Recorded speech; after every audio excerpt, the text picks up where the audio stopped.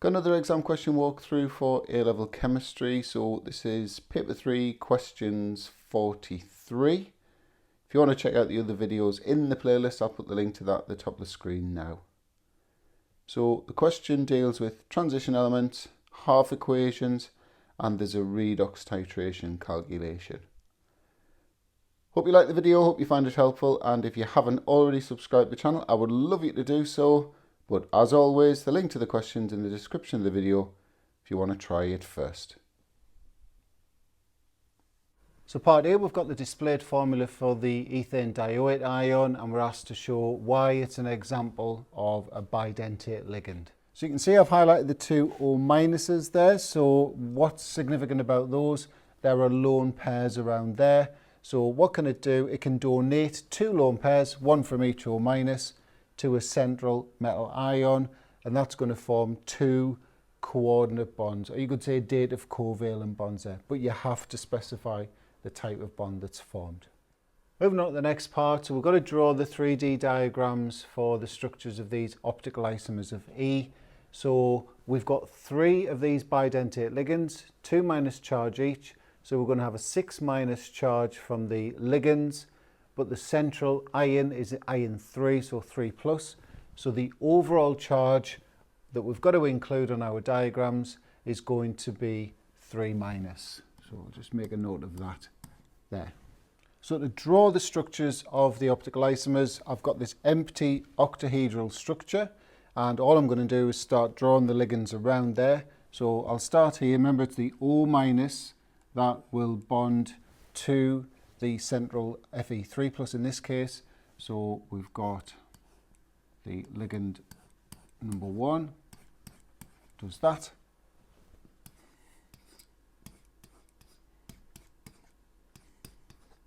There's ligand number 2.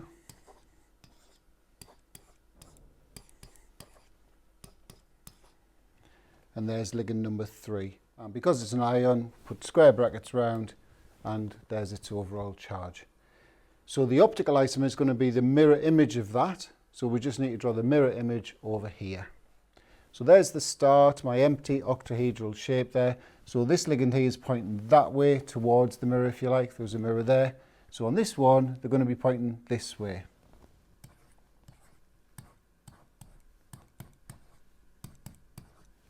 So that ligand would go there. This one's pointing that way, so this one's going to point this way.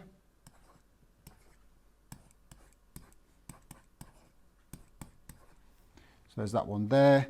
And then this one's going that way, so that way.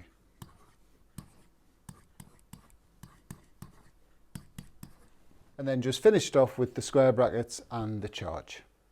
Moving on to part B, so we've got to construct two half equations for the oxidation of ion 2 plus ions and the oxidation of the ethane dioate ions. You'll notice I've written there, oxidation, loss of electrons. So we just need to put the electron or electrons on this side of the equation. So the ion 2 one's easy because we should know hopefully that ion 2 gets oxidized to ion 3. So the one electron's lost. So that's that one there.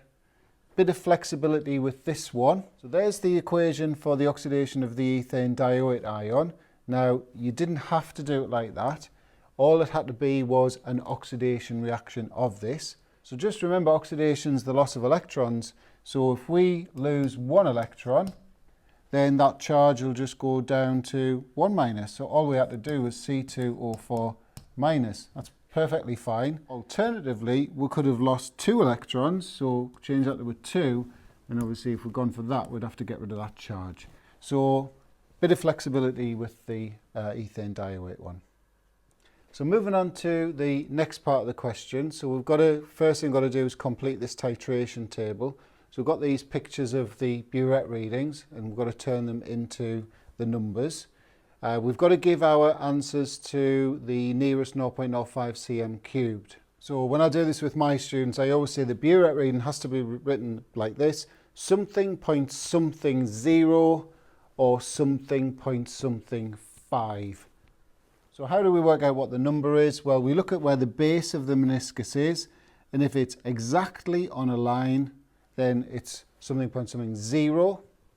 If it's not quite on a line, so you can see that one there is not quite on the line, it's something point something 5. There's all the numbers in. Just make sure you've put these zeros here, here and here. Otherwise, I'm afraid you would lose marks. And the next thing we've got to do is calculate the percentage uncertainty for the titra in titration 1. So what's the percentage uncertainty in this 21.65? And we've been given the uncertainty in each burette reading is plus or minus 0.05 cm cubed. So there's the formula we use. Percentage uncertainty is the plus or minus value, so it'll be that in this case, divided by what's been measured. So that times 100. Now the thing we've got to bear in mind is this uncertainty is in both of these readings. So we have to double the uncertainty with something like a titra. Okay, so there's 2 readings have come up with that 21.65, so we double the uncertainty. So the answer is 0.46. And for the final part of the question, we've got the classic redox titration. We haven't got the equation, but we have been given the mole ratio. So 5 moles of the iron 2 react with 3 moles of the manganate 7 ions.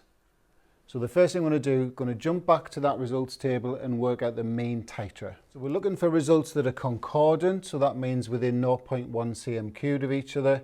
So you can see 1 and 3 are concordant, so we're going to use those 2 to calculate the mean titra.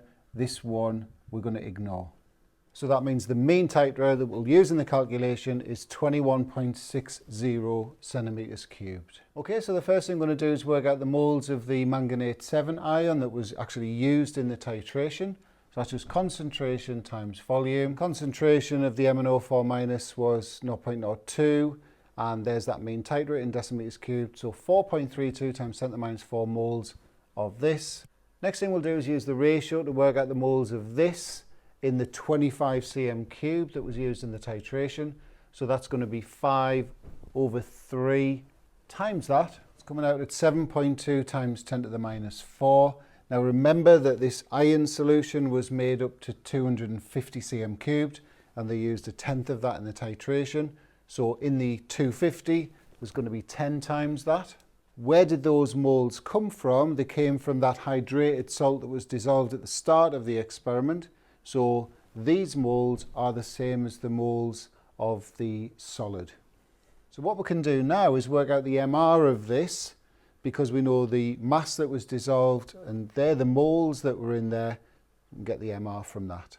So that's coming out at 179.9. So that's the MR of all of this.